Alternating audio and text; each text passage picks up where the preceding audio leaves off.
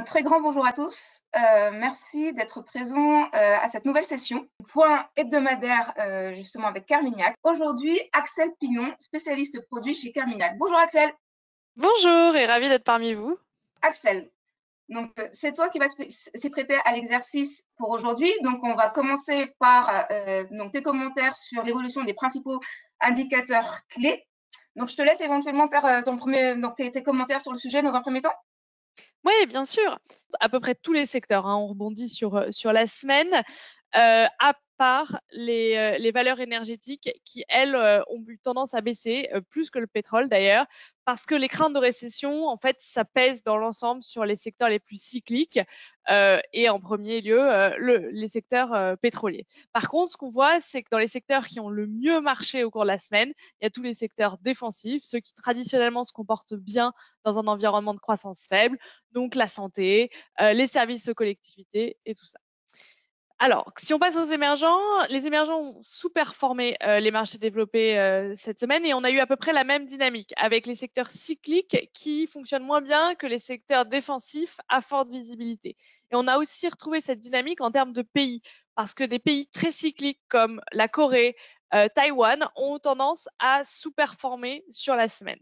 Par contre, la Chine, elle, poursuit son rallye. Alors, un peu moins que les autres semaines, mais on continue d'avoir un sentiment très positif de la part des investisseurs sur le marché chinois. Ce sentiment positif, il est porté par le stimulus mis en place par les autorités chinoises et dont on vous a déjà parlé, et également par la fin des confinements un peu partout dans le pays. Si maintenant on passe à la partie obligataire, là aussi, un fort rebond des emprunts d'État après les données décevantes sur la croissance, donc même logique que sur les actions. Et ce qu'on voit, c'est que dans l'ensemble, sur les marchés obligataires, on a une volatilité qu'on n'a jamais vue depuis des années, voire historique. Parce que après avoir eu la plus forte hausse des taux il y a 2 semaines, qu'on n'ait jamais vu en une semaine, ce qu'on voit, c'est que la semaine dernière, on a eu le plus fort mouvement de détente des taux, donc de baisse des taux, qu'on n'avait pas vu depuis 1990. Donc un environnement de volatilité sur les marchés obligataires très très compliqué pour tous les gérants obligataires. Et si on regarde le crédit, si les emprunts d'État se sont eux bien comportés, le crédit a eu tendance à souffrir parce que qui dit crainte sur la croissance dit nuage à l'horizon pour le marché du crédit. Et sur les matières premières, en fait, le pétrole c'est à peu près, est resté neutre sur la semaine, mais par contre c'est les valeurs pétrolières qui elles ont plutôt tendance à avoir corrigé du fait de leur cyclicité bien évidemment. Entendu, Axel. Sur le plan macroéconomique, à présent, donc, ton zoom de la semaine concerne la croissance américaine qui marque le pas. Exactement. En fait, ce que je disais, c'est que du coup, cette mauvaise nouvelle sur la croissance a entraîné un rebond des marchés actions et des emprunts d'État. Et en fait, c'est venu de chiffres qui sont publiés, qui sont des indicateurs avancés de la santé américaine qu'on appelle les PMI en anglais, qui sont des enquêtes mensuelles qui sont réalisées auprès des directeurs d'achat d'un panel assez représentatif, aussi bien dans l'industrie que dans les services.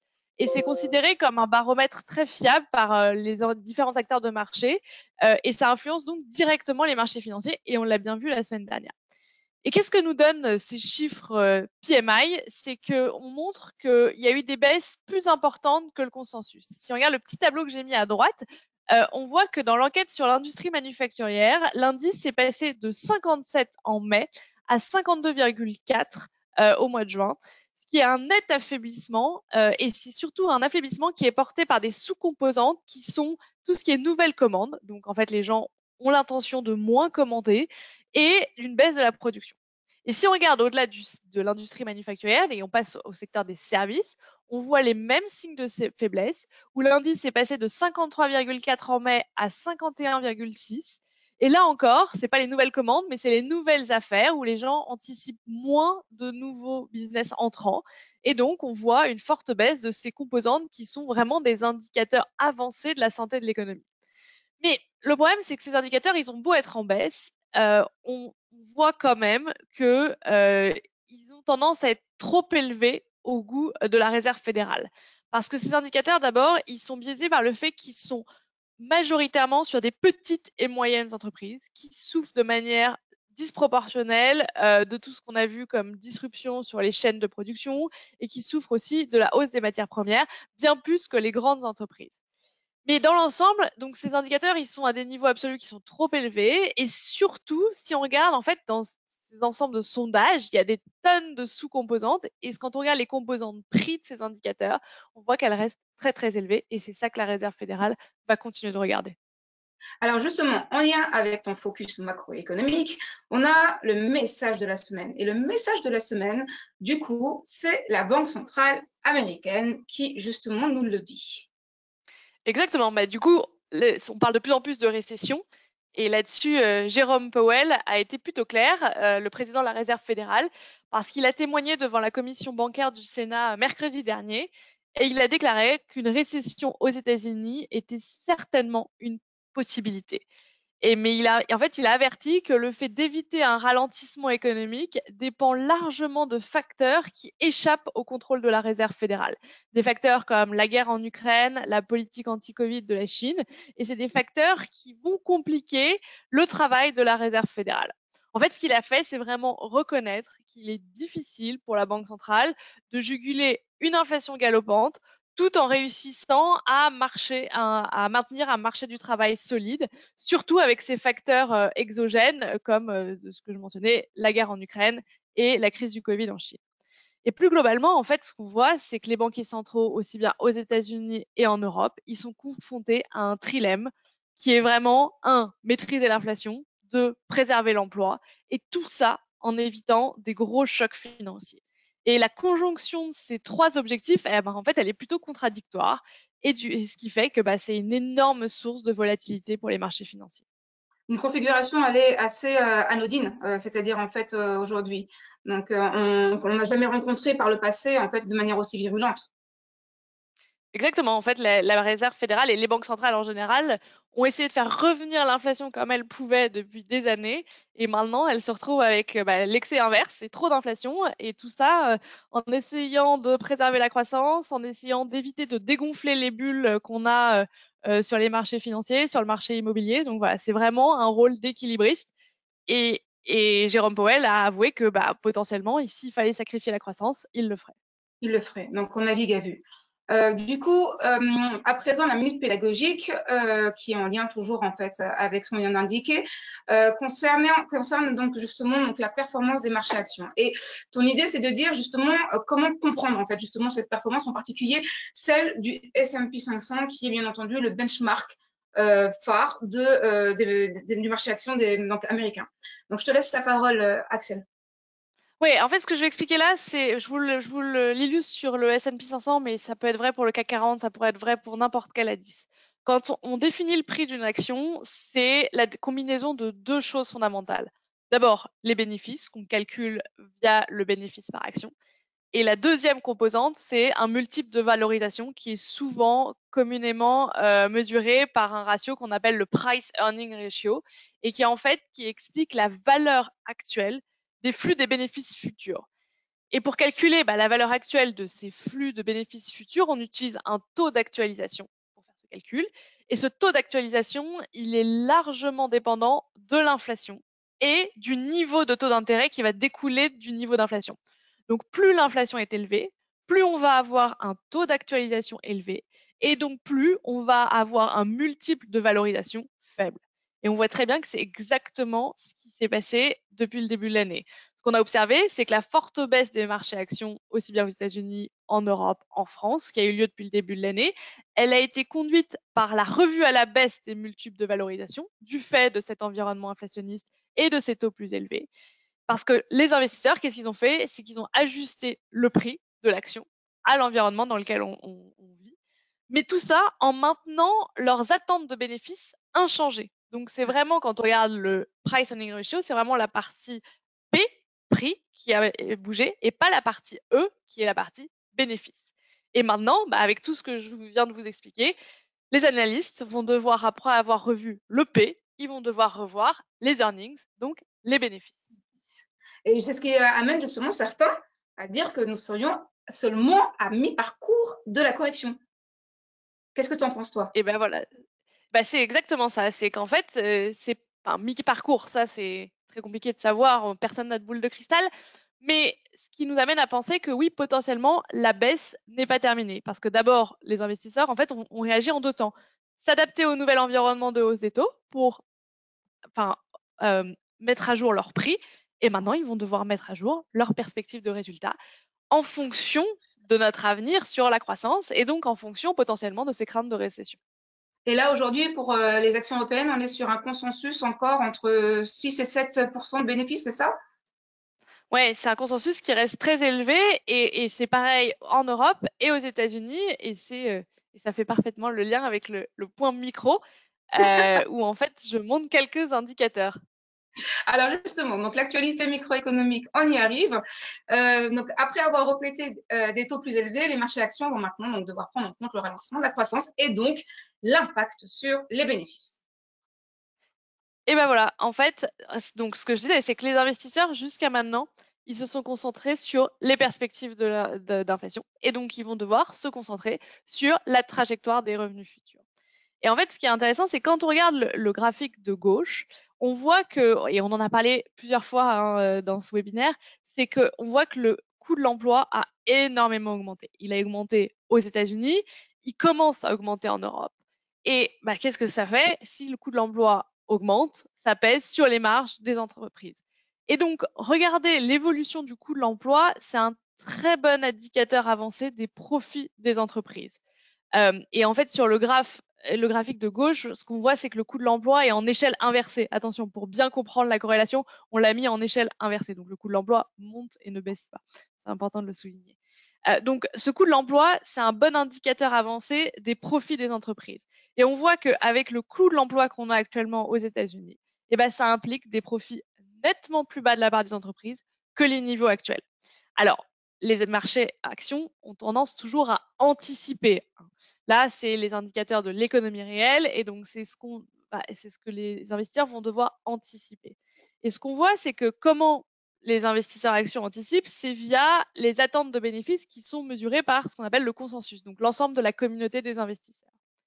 Et dans l'ensemble, on voit que les attentes de bénéfices, elles sont encore aujourd'hui à des niveaux très, très élevés. L'ensemble du consensus, que ce soit en Europe, aux États-Unis, est encore très, très optimiste sur les perspectives de croissance des entreprises.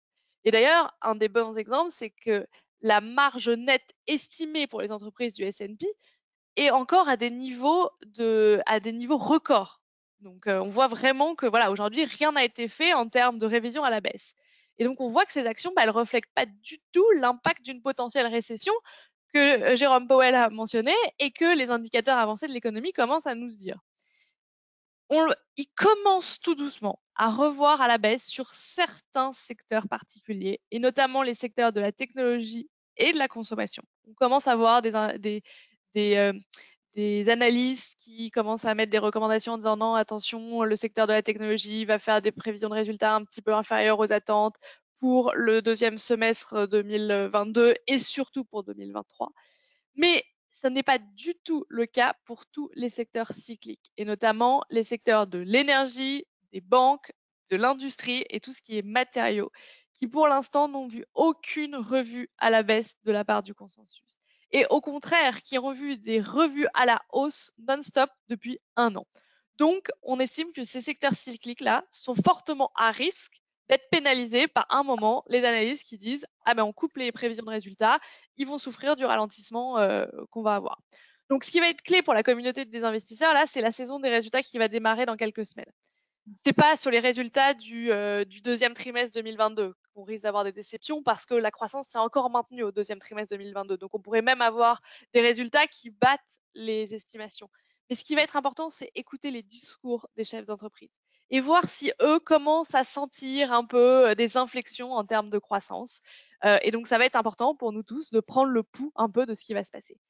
Et prendre le pouls, c'est important parce que sur les dernières semaines, il y a eu des alertes sur les profits qui ont commencé à là. On en avait parlé ensemble. Il y a eu les géants de la distribution américaine, Walmart et Target aux États-Unis.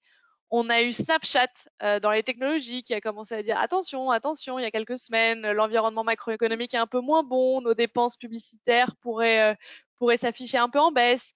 Et la semaine dernière, on a eu Kingspan, qui est le leader anglais des panneaux isolants, donc vraiment quelque chose de très cyclique sur l'industrie, et qui a dit nos résultats sont très bons jusqu'à maintenant, mais depuis 2 mois, on voit une forte détérioration de la demande.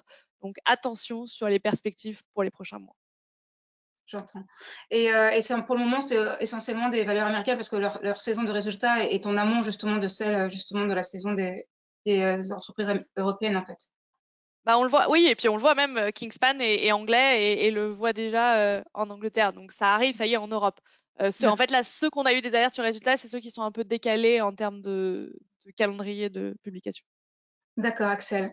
Donc prudence, prudence et a priori discrimination. On en reparlera éventuellement tout à l'heure, mais effectivement, donc l'idée c'est peut-être justement d'envisager les choses de manière un peu plus granulaire quand même.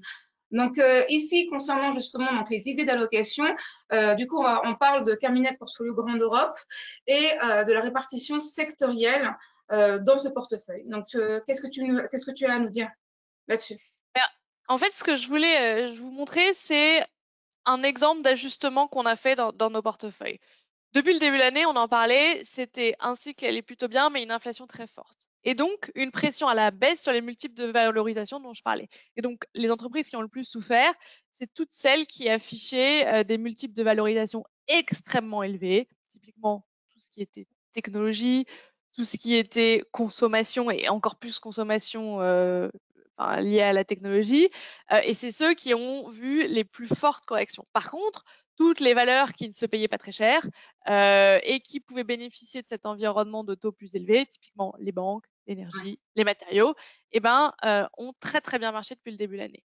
Et ce qu'on voit, c'est que maintenant, l'environnement est un peu en train de changer. On passe de ce focus sur l'inflation vers la croissance. Et donc, on pourrait voir une rotation sectorielle s'effectuer. Et donc, c'est ce qu'a fait le gérant Marc Denham de Carmignac Grande Europe. Ce qu'il a fait, c'est qu'il a commencé à réduire les secteurs les plus sensibles au cycle. Alors, le but, c'est que c'est un investisseur de long terme. Donc, il ne change pas toute sa construction de portefeuille tous les 6 mois. Ce qu'il fait, c'est qu'il va changer à la marge le poids des valeurs. Et ça, c'est important. Mais ce qu'il a fait, c'est qu'il a eu tendance à prendre des bénéfices sur ceux qui ont le mieux marché, sur les valeurs les plus sensibles au cycle. Il a par exemple réduit Schneider Electric, qui est très sensible à la croissance. Il a réduit Epiroc, qui est un équipementier minier dans les mines. Il a réduit aussi Sika, qui est une entreprise suisse qui fait des matériaux de construction. Et ce qu'il a fait, c'est qu'il a donc réduit ça, pris des bénéfices là-dessus et renforcé les secteurs défensifs, au premier rang duquel la santé, qui a tendance à très bien se comporter dans un environnement de ralentissement de la croissance. Entendu, Axel, c'est d'accord. Donc du coup, ce fonds, donc inutile de vous le rappeler, mais en tout cas, il est donc directement disponible sur notre plateforme transactionnelle sur easybourse.com. Donc n'hésitez absolument pas justement à indiquer le libellé dans le moteur de recherche principal afin justement donc de le trouver. Et à présent, nous allons passer donc aux questions et elles sont nombreuses. Les questions. Donc dans un premier temps, justement, donc 2 questions de la part de Jérôme. En fait, c'est pourquoi racheter les actions de son capital et est-ce que le phénomène de sortie de marché est un signal négatif? Alors, c'est un point important sur quand on regarde les points d'inflexion de quel va être le bon moment de revenir sur les marchés actions, etc., parce que c'est un peu la grande question, ou est-ce que même il est trop tard pour sortir des marchés actions si on anticipe un peu plus de baisse. Il y a plusieurs choses qu'on regarde. On va regarder où est-ce qu'on en est en termes de valorisation des marchés. Donc, on voit que cette partie-là, elle a déjà baissé et qu'on a une valorisation qui reflète à peu près là où on en est en termes d'environnement, d'inflation et de taux d'intérêt. On va regarder aussi les perspectives de croissance et c'est là où il va y avoir peut-être un petit peu d'ajustement. Et on regarde aussi des indicateurs un petit peu plus techniques qui sont le positionnement des investisseurs. Est-ce qu'aujourd'hui, les investisseurs sont massivement sortis des marchés actions? Ce qui voudrait dire qu'on a un positionnement qui est on parle de positionnement plus propre. C'est-à-dire que voilà, tout le monde est sorti, donc maintenant on va pouvoir revenir tranquillement. Et en fait, ce qu'on voit, c'est que les gens sont plutôt restés investis sur les marchés actions. Et il n'y a pas eu de sortie massive, que ce soit de la part des professionnels ou la part des particuliers. Et les gens sont donc plutôt restés investis. Par contre, c'est quelque chose qu'on n'a pas du tout vu sur le marché obligataire. où là, il y a eu des sorties massives des investisseurs.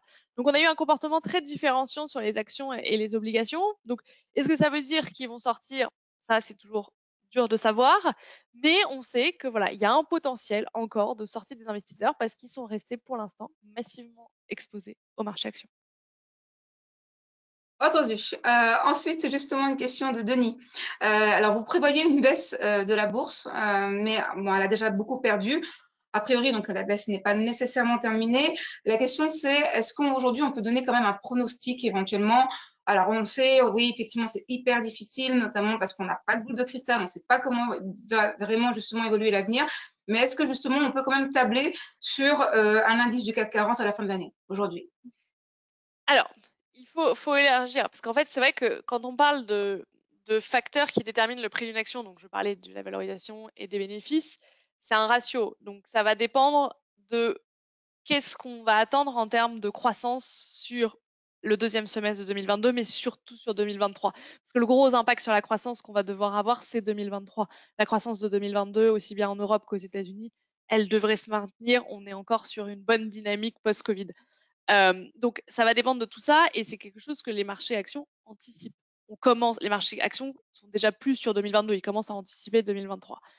Donc, tout ça fait que c'est plein de micro-paramètres qui vont faire qu'on ne sait pas si la baisse va être de 10%, 15%, 20%, 30%. C'est quelque chose qui est très, très dur à prévoir parce que ça va dépendre de où est-ce que se maintient l'environnement des taux, où est-ce que se maintient l'inflation, qu'est-ce que vont devoir faire les banques centrales, parce que c'est toujours ça notre point. C'est que la banque centrale, pourquoi elle prévient d'une récession? C'est qu'il y a un moment, elle prévient d'une récession si elle va devoir agir de manière plus violente parce que l'inflation ne baisse pas.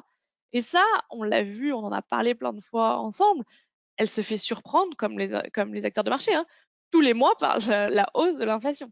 Donc c'est tellement de paramètres qui rentrent dans ce rouage que c'est pour ça que c'est difficile de prévoir si on est déjà sur des niveaux bas ou si on va aller plus bas. C'est pour ça qu'il m'en est impossible, malheureusement, de prévoir à combien on peut estimer le CAC 40 ou n'importe quel indice d'ici la fin de l'année. Ce qu'on va vraiment regarder, c'est où est-ce qu'on en est sur l'inflation et donc est-ce que les banques centrales vont devoir accentuer leur durcissement monétaire et où est-ce qu'on va sur la croissance.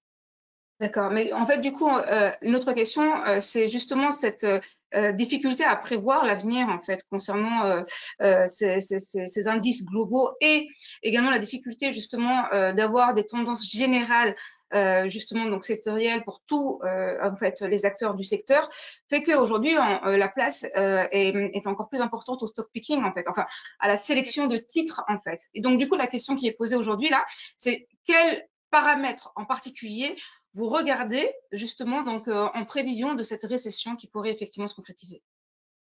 Oui, c'est un point très important. En fait, ce qu'on va chercher en tant qu'investisseur, c'est la performance relative, c'est-à-dire quels sont les secteurs, quelles sont les valeurs qui vont le mieux performer dans l'environnement qui nous attend pour les 6-12 prochains mois. Et aussi la capacité à revenir sur les marchés quand il sera temps, parce que la correction peut être très violente d'un coup et il va peut-être falloir racheter très très vite pour pouvoir se réexposer à la hausse. Donc, quels sont les secteurs et les valeurs qui vont le mieux se comporter? C'est celles dont je parlais tout à l'heure. C'est celles qui ont une certaine visibilité sur leur croissance. C'est-à-dire que c'est des entreprises qui ont une croissance de long terme qui ne dépend pas du cycle, qui ne dépend pas du chiffre de croissance du trimestre. Elles sont sur des tendances qu'on va appeler séculaires. Donc, tout ce qui est tendance de la digitalisation, tout ce qui est tendance des énergies renouvelables, dont j'aimerais vous parler la semaine dernière, tout ce qui est, enfin voilà, trouver les secteurs qui offrent de la visibilité. Trouver les secteurs qui ont déjà bien corrigé sur la partie valorisation, parce que si on a une hausse des taux, il ne faut pas non plus rester sur les secteurs qui sont très chers. Et on va aussi regarder au niveau géographique. Et là, il se passe quelque chose d'extrêmement intéressant. C'est que l'environnement, oui, il n'est pas brillant en France, en Europe, aux États-Unis. On a des banques centrales qui durcissent le ton, on a une croissance qui va ralentir. Mais il y a quand même un pays qui sort du lot, c'est la Chine. Eux, ils ont déjà vécu tout ça. Et ils sont à la fin de la revue à la baisse de leur croissance et ils commencent à faire des politiques monétaires et fiscales accommodantes. Donc, ils sont vraiment à un cycle qui sont à un niveau complètement différent. Et ça, c'est assez habituel de la part de la Chine. Ils l'ont fait pendant le Covid, ils l'ont fait dans la crise de 2008. Ils sont souvent en décalage. Et donc, ça offre des perspectives assez sympas pour les investisseurs parce qu'on va aller chercher un pays qui a une politique complètement différente de nos politiques développées. Et donc, c'est comme ça que notre fonds Carmignac émergent est particulièrement positionné, tirer parti de ce décalage d'environnement entre la Chine et le reste du monde. Et du coup, en fait, la politique anti-Covid, qu'est-ce que tu en fais justement concernant la Chine alors? Alors, c'est la grande inconnue. Ce qu'on voit, c'est qu'ils ont arrêté plus rapidement que prévu les confinements, notamment à Shanghai. Donc, il y a eu des signes positifs de la part des autorités qui ont été faits.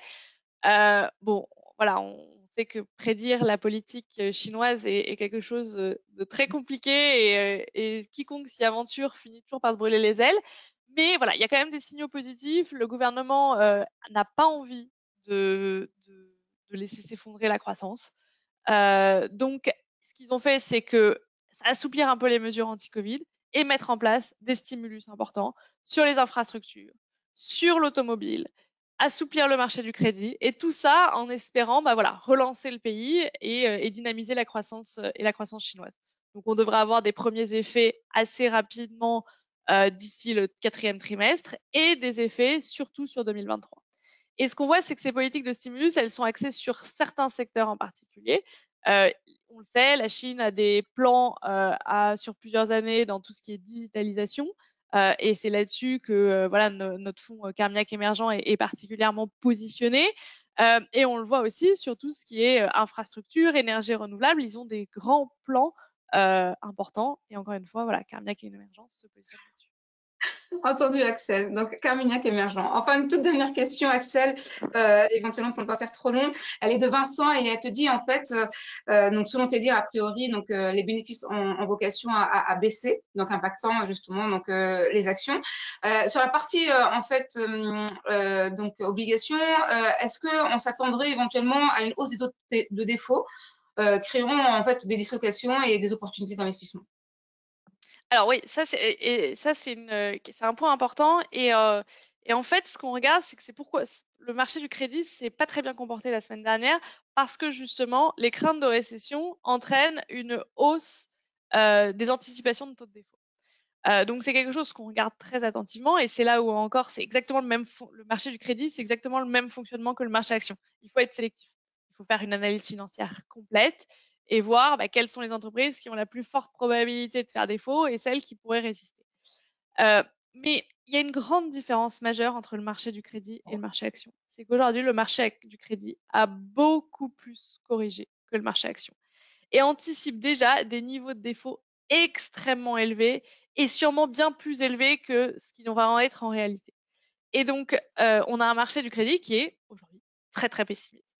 Donc, est-ce que c'est le marché du crédit qui a raison d'être aussi pessimiste ou est-ce que c'est le marché action qui est trop optimiste? Ça, c'est toujours la guéguerre entre les investisseurs actions et les investisseurs obligataires. Mais ce qu'on voit, c'est qu'il y a une dichotomie entre les deux et que l'environnement dépeint par le marché du crédit est déjà tellement noir, ils anticipent déjà tellement de taux de défaut que potentiellement sur des fonds diversifiés comme Carmignac Patrimoine Europe, on va utiliser en fait les différentes classes d'actifs à notre disposition pour se réexposer. Et ça dont je parlais, c'est que oui, on est dans un environnement difficile. Oui, c'est démotivant en tant qu'investisseur de voir ces marchés qui s'effondrent. Mais ce qui va être important, c'est capturer la hausse. Et capturer la hausse, ça va vouloir être réactif et s'exposer aux bonnes classes d'actifs dans les bons moments. Et ce qu'on a vu, c'est qu'après la crise du Covid, et c'est ce qu'a fait Patrimoine Europe, c'est le marché du crédit qui a rebondi le premier bien avant les marchés actions. Et donc, ce qu'ont fait nos gérants, et notamment Kisney, c'est racheter du crédit en premier. Et plusieurs semaines après, ils ont commencé à racheter des actions petit à petit. Et voilà, il va falloir être rigoureux, tactique, pour pouvoir se réexposer et sortir enfin de ce marasme dans lequel on vit tous. Entendu. Donc, écoutez, merci énormément, Axel. Merci pour Avec justement grand ton plaisir. éclairage. Merci pour tes éléments de réponse que je trouve hyper clairs. Donc, juste une petite remarque par rapport à Denis. Denis, non, vous n'avez pas besoin de vous inscrire à chaque fois. Une fois que, parce que comme en fait c'est un lien permanent, une fois que justement en fait vous êtes inscrit, ensuite normalement vous êtes rappelé toutes les semaines concernant justement donc cette fameuse session du mercredi matin à 11h. Quant à moi, j'espère vous retrouver la semaine prochaine, même jour, même heure. Encore une fois, un grand merci, Axel. Et puis, un grand merci à vous cher client. J'en perds ma voix. Donc voilà, je vous souhaite une très très belle fin de Bonne semaine journée à tous. ensoleillée et je vous dis à très bientôt. À Au bientôt. revoir.